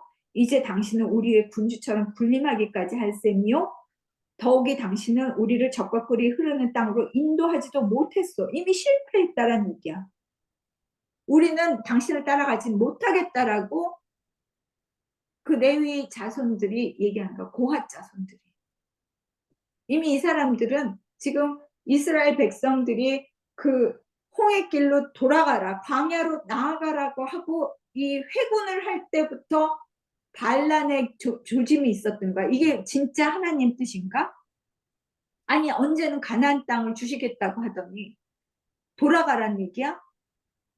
하나님을 의심하고 모세를 의심하고 아론의 권위를 이제 부정하기 시작하는 거지. 그래서 어쨌건 향로를 갖고 나오라 그래. 그러면서 아론도 갖고 나와. 250개의 향로와 고라와 아론도 각자 향로를 갖고 오라고 하면서 그 모든 회중을 그 회막 어귀로 구경하게 나왔어. 그런데 그때 19절 주님의 영광이 온 회중에게 나타났다. 구름 같은 게 나타난 거야. 그러면서 모세와 아론에게 다음과 같이 말하기를 이 백성들에게서 떨어져 있어라. 내가 그들을 순식간에 없애버리겠다. 했더니 22절 모세와 아론이 땅에 엎드려 부르짖었어. 죄는 한 사람이 지었는데 어찌 온 회중에게 진노하십니까? 하고 하나님께 부르짖고 간구한 거지. 그러자 주님께서 그러면 고라와 다단과 아비람에 거쳐 가까이에서 백성들을 떠나 있으라고 해라. 그래서 그 얘기를 했어. 그는 회중들에게 경고했다. 26절 이 악한 사람들의 장막에서 물러서시오. 그들의 딸린 것은 어느 것 하나도 건드리지 마시오. 건드렸다가는 그들의 죄에 휘말려 함께 망하게 될 것입니다. 우리가 그 죄에 물들다라는 거는 어느샌가 왜 우리 그런 말 있잖아. 근목자 흑, 근주자적. 그 사자성어 알지? 네. 그러니까 하나님은 이들에게 우리가 보면 굉장히 뭐 별거 아닌 것 같지만 구별한다라는 거룩함에 대한 구별이라는 거는 굉장히 중요한 거야. 그들로부터 거리를 두라. 떨어져 있으라. 가까이 하지 말라. 그러더니 그들의 죄에 휘말려 함께 망할 것이다. 그러니까 회중이 물러섰어. 다단과 아비람은 밖에 나와 그들 장막 어귀에 섰는데 그때 모세가 말했어. 자, 이제 이 모든 일이 내 뜻대로 된 것이 아니라 이 모든 일을 하도록 주님께서 나를 보내셔서 된 일임을 알게 될 것이요. 자, 이거는 내 일과 내 권위와 내 능력이 아니라 이 모든 것은 하나님이 하셨다라는 거를 당신들이 똑똑히 깨우치기를 바란다라는 거야. 그러면서 주님께서 당신들이 듣도 보도 못한 일을 일으켜서 땅이 그 입을 벌려 그들과 그들에게 딸린 모든 것을 삼키고 그들이 살아있는 채로 스올로 내려가게 되면, 지옥으로 내려가게 되면 그때야말로 당신들은 이 사람들이 주님을 모욕해서 벌을 받았다는 것을 알게 될 것입니다. 자, 주님의 뜻과 주님의 계획과 주님의 명령과 주님의 말씀을 거역하고 반항하고 그 권위에 도전했던 교만한 자들, 그들은 어떻게 됐냐? 이 마지막을 말을 마치자마자 그들이 딛고선 땅바닥이 갈라지면서 모세가 얘기했던 그대로 땅이 지진이 난 듯 벌려서 그 모든 그들과 그들의 집안과 고라를 따르던 모든 사람들과 소유를 삼켜버렸다. 그리고 그들과 합세한 모든 사람도 산채로 스올로 내려갔고 땅은 그들을 다시 덮어버렸다. 그들은 이렇게 회중 가운데서 사라져버렸다. 그러자 그 주변에 있던 사람들이 아우성 치면서 모든 이스라엘 사람들이 땅이 우리까지 삼키려 하는구나 하고 두려움에 소리치며 달아났어. 그런데 그때 35절 주님께로부터 불이 나와 향을 바치고 서 있었던 그 향로를 들고 나와 섰던 250명을 불살라 버렸어. 고란과 다단과 아비람의 장막과 그 가솔들은 땅으로 산채로 끌려 들어갔고 250명의 대표자들은 화형을 당한 거야. 그래서 그들이 남긴 그 향로, 놋으로 만든 향로를 다 부셔서 거두어다가 망치로 두들겨 펴서 제단 위에 씌웠다. 그래서 아카시아 나무 목으로 만들었던 번제단을 놋으로 그 향로의 놋으로 그것을 얇게 펴가지고 뒤집어 씌운 거야. 그래서 엘르아살은 주님께서 모세를 시켜 말씀하신 대로 다 하였다. 그가 이렇게 한 것은 40절이야. 아론 자손이 아닌 다른 사람들은 어느 누구도 절대로 주님 앞에 가까이 가서 분향할 수 없다는 것과 누구든지 그런 것을 어겼다가는 고라처럼 될 것이라는 것을 이스라엘 자손에게 상기시키려 한 것이다. 그래서 그 놋제단이 됐어. 나무제단이 놋제단이 되는 거야. 어쨌건 그런데 이때 그걸 본 사람들조차도 아유 우리가 잘못했구나 이렇게 생각하지 않고 41절 모세와 아론 앞에 나와서 당신들 때문에 백성들이 죽었다. 우리의 대표자들이 죽었다라고 원망을 하기 시작한 거야. 그때 주님께서 다시 한번 진노하사 내가 순식간에 이들을 없애버리겠다라고 진노하는데 또다시 엎드려서 하나님께 간구하고 아론에게 향을 피워 속죄제를 드리라고 해. 속죄제를 드리자 재앙이 이제 막 이미 향로를 가지러 뛰어가는 사이에 연병이 번지고 있었는데 그 연병이 번지고 있는 사이에 아론이 향로를 불을 피워서 속죄제를 베풀자 재앙이 그쳤어. 그런데 그 사이에 그 향로를 가지러 뛰어가고 그 사이에 예식을 거친 동안 죽은 사람이 14,700명이었어. 이것은 고라의 일로 죽은 사람 수는 뺀 것이다. 그 250명 뺐고 고라와 다단과 아므람의 가솔들이 몇 명이 되는지 모르겠지만 어쨌건 이런 일이 있었어. 그래서 그 고핫 자손의 고라의 그 자손들은 다 죽었냐? 다 죽지는 않았어. 그 나머지 사촌들이나 뭐 이런 저기는 살아 있어가지고 나중에 시편에 보면 그 솔로몬의 그 성전에서 찬양을 맡은 이는 고라 자손이야. 그래서 시편의 그 찬양 시들 중에 많은 수가 고라 자손의 시라는 게 나와.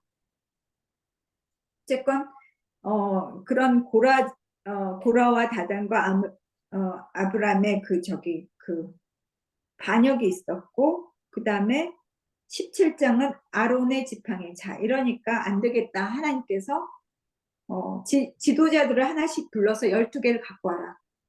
그리고 증거궤 앞에 놔둬라.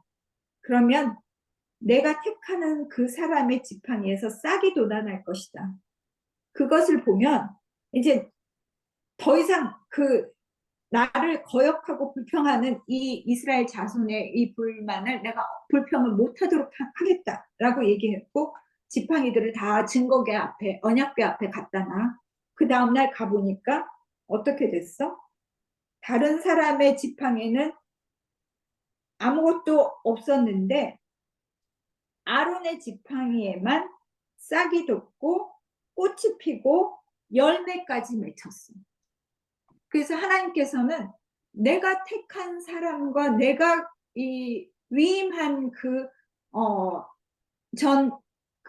능력을 위임한 그 사람들의 권위를 절대로 그것을 거역하거나 반항하거나 부정하지 못하도록 하는 증거를 보여주신 거야.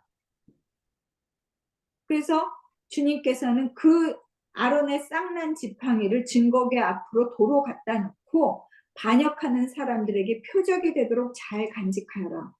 그래서 다시는 그들이 나를 거역해서 원망하지 못하게 해라. 그래야만 그들이 죽지 않을 것이다. 그런 거역과 그런 반항과 그런 것의 결과는 뭐야? 죽음뿐이 없었어.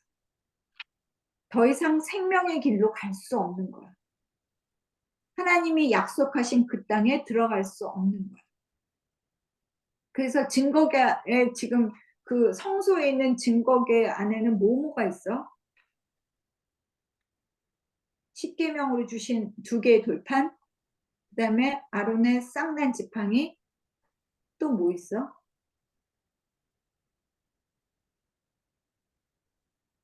만나와 복습인. 매출. 에?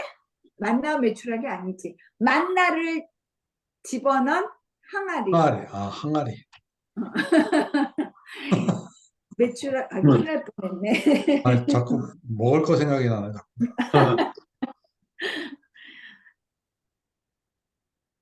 어쨌건 그래서 이 모세는 주님께서 명하신 그대로 하였다. 그런 얘기를 하는데도 이 사람들은 여전히 또 한 번 실패하는 그런 일들이 쭉 나와. 18장에는 제사장과 레위 사람들의 그 의무에 대해서 쭉 나오는데 뭐 11조를 바치는 이야기도 나오고, 레위 사람들도 사람들에게 받은 그 11조의 몫을 다시 한번 하나님 앞에 11조를 드려야 한다라는 그 얘기가 나오고, 그 다음에 19장에 보면은 정결하게 하는 방법으로 붉은 암송아지 제라는 얘기가 나오는데, 왜 이런 구절이 필요했을까 싶으면, 자, 연병으로 죽은 사람들 있지, 재앙으로 죽은 사람들 있지, 하나님께서 38년 동안 그 광야를 헤면서 1세대들을 다 죽이셨잖아. 그러니까 맨날 어떤 사람은 계산을 했는데 100명에서 200명씩 장례를 치러야 된다는 거야. 그러니까 시체와 죽음이 널려 있는 거지. 그것들을 닿을 때마다 부정한 거야. 그래서 다시 한번 그들을 깨끗게 하는 정결례가 필요했던 것 같아. 그래서 19장에는 그 정결을 위한 주검에 닿은 경우 뭐 이런 얘기가 나오는데, 자, 20장이 중요해. 가데스에서 생긴 일. 첫째 달에 이스라엘 자손 온 회중이 신광야에 이르렀다. 이 첫째 달이라는 거는 다른 데서 나타나는데 보면은 40년째 되는 40년째 이제 마지막 해야. 마지막 해 첫째 달에 신광야에 이르렀을 때 다시 한번 가데스로 돌아온 거야. 아까는 바람광야 가데스라고 했지만 지금은 신광야 가데스라고 하는 이야기는 신광야와 바람광야가 붙어 있어. 거의 이웃에 있어. 그러니까 가데스라는 곳을 부를 때 그 사이에 있는 가데스를 바람광야의 가데스라고 하기도 하고 신광야의 가데스라고 하는데, 거기에서 미리암이 죽어 1월에 묻혔어. 그런데 거기에 또 한 번 물이 없다고 불평을 하는 일이 일어나. 지난번에도 이런 일이 있었지. 어디에서 그런 일이 있었지? 물이 없다고 불평할 때 마라의 쓴물을 단물로 바꾼 적이 있고, 르비딤이라는 곳에서 바위를 지팡이로 쳐서 물을 낸 적이 있어. 그런데 다시 한번 가데스에서 그런 일이 생긴 거야. 그러면서 백성은 마실 물이 없자 모세와 아론을 비방하기 위해 모였어. 그러면서 3절, 20장 3절, 우리의 동족이 주님 앞에 죽어 넘어졌을 때 우리도 함께 죽었더라면 좋았을 걸. 그 고라의 향로 사건 있을 때 우리도 다 같이 죽을 걸, 이런 거야. 근데 여기까지 끌고 와서 또 죽게 하느냐. 여기는 씨 뿌릴 곳도 못 되고 무화과도 포도도 석류도 없고 마실 물도 없다 라고 하니까 이제 주님께서 뭐라고 얘기하냐면, 너는 8절 지팡이를 잡아라. 그리고 백성들을 불러 모아라. 그리고 그들이 보는 앞에서 저 바위에게 명령해라.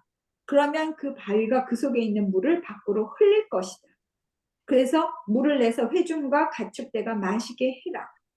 그랬는데 모세가 그 지팡이를 잡고 어떻게 얘기를 하냐면 10절, 바위 앞에 불러 세우고 모세가 그들에게 말하기를, 반역자들은 들으시오. 우리가 이 바위에서 당신들이 마실 물을 나오게 하리오. 모세는 팔을 높이 들고 그의 지팡이로 바위를 2번 쳤다. 그랬더니 많은 물이 솟아나오고 회중과 그들의 가축대가 마셨다. 주님께서 모세와 아론에게 말씀하셨다. 12절, 너희는 이스라엘 자손이 보는 앞에서 나의 거룩함을 나타낼 만큼 나를 신뢰하지 않았다. 그러므로 너희는 내가 이 백성들에게 주기로 한 그 땅으로 그들을 데리고 가지 못할 것이다. 왜 이랬을까? 갑자기 모세에게 하나님께서 너희는, 모세와 아론에게 너희는 가나안 땅에 들어가지 못할 것이다. 백성들을 모아놓고 나의 거룩함을 나타내지 못하고 나를 신뢰하지 않았다라고 얘기해. 뭐가 잘못된 거야? 한 번만 치라고 했는데 2번 쳐서. 한 번만 친 게 아니라 여기 이번에는 바위에게 명령만 하면 된다고 그랬어. 8절, 그들이 보는 앞에서 명령하라. 그러면 물이 흘러나올 것이다. 그랬는데 팔을 높이 들고 그의 지팡이로 바위를 2번 친 거야. 멋있게. 응? 자기가 말만 하면 되는 건데 지팡이를 들고 멋있게 2번을 쳤어. 그러면서 10절에 뭐라고 했냐면, 우리가 너희들 같은 이런 졸개들을 위해서 물을 내게 만들어야 하겠니? 정말 짜증난다 하면서 바위를 친 거지. 하나님의 백성들을 모아놓고 하나님의 능력을 나타내 보이기보다는 자신들의 우리가 내는 거야. 자, 이제 그래, 이번만 봐줄게. 우리가 이것을 지금 쳐서 내가 멋있게 이거 보여줄 거야 하는 걸로 드러낸 거야. 무의식 중에 모세와 아론도 하나님 앞에서 하나님을 높이고 하나님의 거룩함을 드러낼 만큼 하나님을 신뢰하지 않았고, 뭔가 말만 해서는 안 될 것 같은 조바심에서 지난번에는 바위를 치라고 하셨거든. 그러니까 2번을 친 거야. 그 하나님께서는 너의 그 불신과 조바심 또는 그걸로 인해서 나의 거룩함을 드러내기보다는 너의 감정과 너의 인간적인 어떤 것들을 드러냈다라는 것이 하나님의 진노하심이 있어요. 그래서 이것으로 인해서 결국은 가나안 땅에 아론도 들어가지 못했고 모세도 들어가지 못했어. 그 다음에는 이제 에돔을, 가데스에서 에돔 있는 데를 거쳐 가려고 얘기를 했는데, 뭐라고 얘기를 했냐면 에돔은 이스라엘의 형제 나라야. 그런데 못 지나가게 해. 그냥 우리는 그냥 지나가기만 하겠다고. 그런데 에돔은 뭐라고 하냐면 절대로 우리 땅을 지나가지 못하게 한다. 만약 너희가 지나가려면 칼을 들고 싸우러 나갈 것이다. 그런데 이스라엘 자손은 우리는 그냥 그 큰 길, 왕의 대로라는 그 길만 지나갈 것이다. 그리고 우리나 우리 가축대가 그 에돔의 물을 마시면 그 값을 내겠다. 그냥 걸어서 지나가기만 바란다. 그 밖에는 아무것도 바라지 않는다 하는데, 에돔 왕은 많은 군대를 무장시켜서 싸우러 나왔어. 그래서 이스라엘은 다시 길을 돌아가야만 했어. 에돔도 그랬고 나중에 모압도 그랬고 바산 왕, 아모리 시온 왕, 아모리 왕 시온도 그랬고 바산 왕 옥도 그랬고, 어쨌건 돌아가야 됐어. 그래서 5월 달에 22절 온 회중이 그 길을 다시 한번 돌아가는데 호르산에 이르렀어. 아까 지도에서 호르산 봤지? 에돔 땅 경계 부근의 호르산에서 말씀하기를 이제 아론은 그의 조상 곁으로 간다. 무리바 샘에서 너희들이 나의 명령을 거역하여서 나와 다투었기 때문이다. 아론은 그 땅으로 들어가지 못한다. 그리고 아론의 옷을 벗겨서 그의 아들 엘르아살에게 입혀라.